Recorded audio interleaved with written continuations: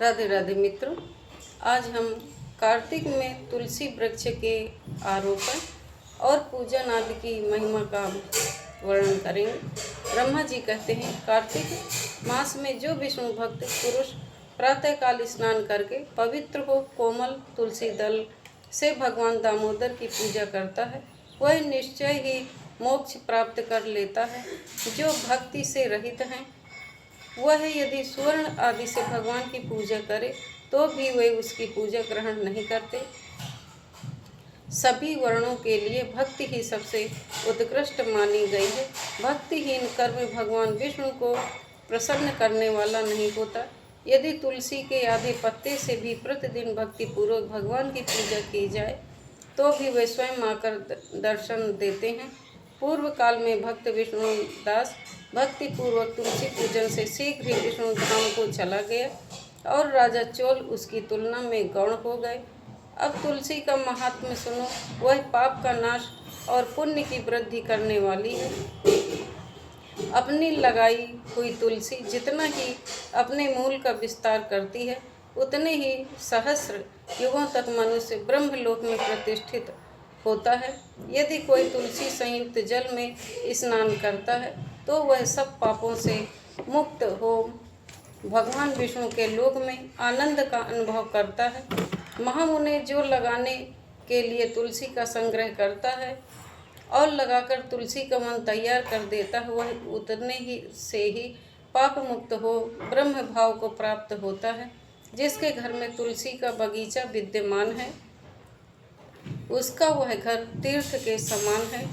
वहाँ यमराज के दूत नहीं जाते। तुलसी उन सब पापों को नष्ट करने वाला, पुण्यमय तथा अभीष्ट कामनाओं को देने वाला है। जो श्रेष्ठ मानव तुलसी का बगीचा लगाते हैं, वे यमराज को नहीं देखते। जो मनुष्य तुलसी काष्ठ संयुक्त गंध धारण करता है, क्रियमाण पाप उसके शरीर का स्पर्श नहीं करता। जहाँ तुलसी वन की छाया होती है, वहीं पितरों की तृप्ति के लिए श्राद्ध करना चाहिए। जिसके मुख में, कान में और मस्तक पर तुलसी का पत्ता दिखाई देता है, उसके ऊपर यमराज की दृष्टि नहीं डाल सकते। फिर दूतों की तो बात ही क्या है। जो प्रतिदिन आदर पूर्वक तुलसी की महिमा सुनता है, वह सब पापों से मुक्त हो ब्रह्मलोक को जाता है। पूर्व काल की बात है। कश्मीर देश में हरिमेधा और सुमेधा नामक दो ब्राह्मण थे, जो भगवान विष्णु की भक्ति में संलग्न रहते थे। जो भगवान उनके हृदय में संपूर्ण प्राणियों के प्रति दया थी, वे सब तत्वों का यथार्थ मर्म समझने वाले थे। किसी समय वे दोनों श्रेष्ठ ब्राह्मण तीर्थ यात्रा के लिए चले।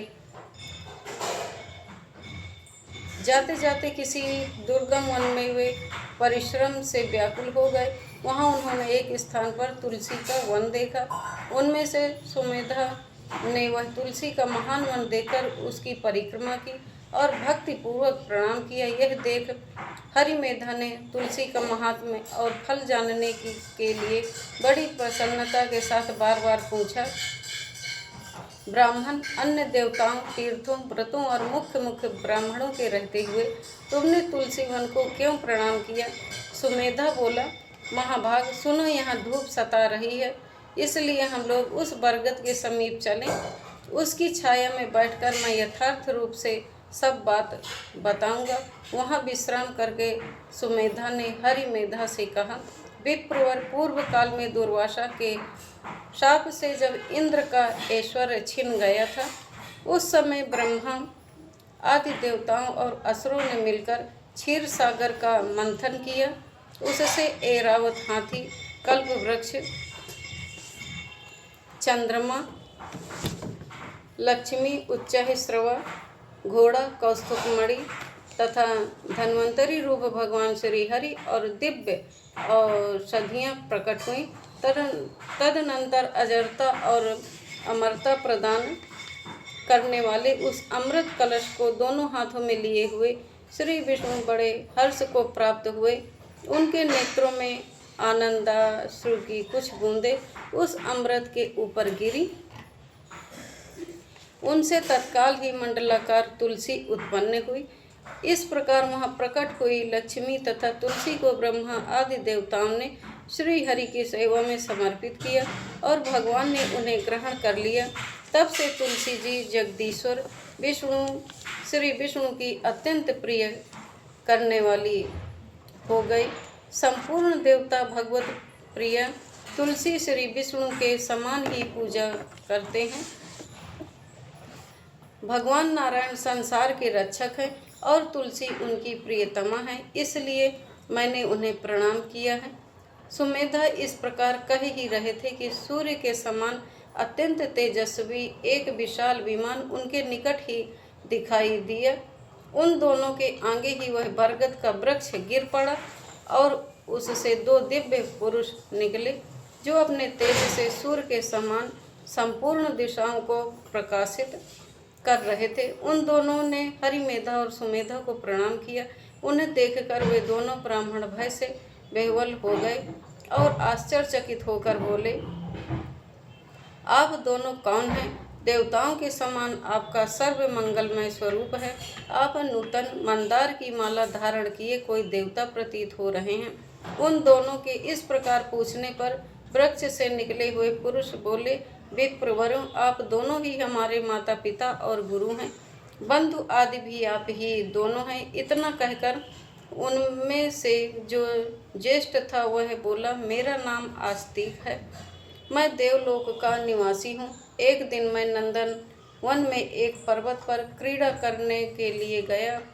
वहाँ देवांगनाओं ने मेरे साथ इच्छा अनुसार विहार किया। उस समय युवतियों के मोती और बेला के हार तपस्या करते हुए लोमस मुनि के ऊपर गिर पड़े। वह सब देखकर मुनि को बड़ा क्रोध हुआ।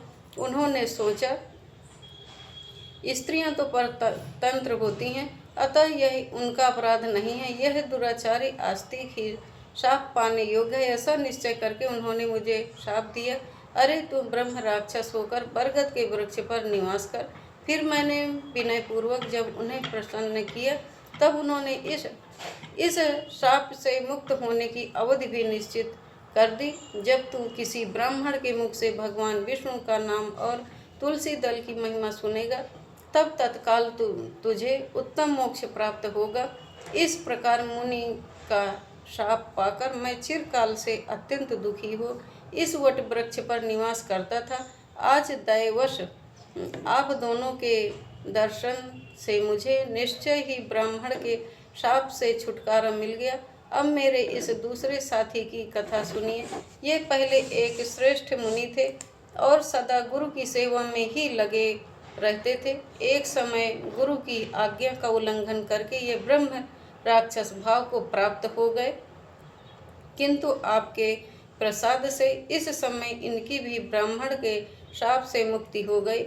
आप दोनों ने तीर्थ यात्रा का फल तो यहीं साध लिया। ऐसा कहकर वे दोनों उन श्रेष्ठ ब्राह्मणों को बार बार प्रणाम करके उनकी आज्ञा ले प्रसन्नता पूर्वक दिव्य धाम को गए। तत्पश्चात वे दोनों श्रेष्ठ मुनि परस्पर पुण्यमयी तुलसी की प्रशंसा करते हुए तीर्थ यात्रा के लिए चल दिए। इसलिए भगवान विष्णु को प्रसन्नता देने वाले इस कार्तिक मास में तुलसी की पूजा अवश्य करनी चाहिए। धन्यवाद। यदि वीडियो अच्छी लगी हो तो लाइक करें, सब्सक्राइब करें। धन्यवाद।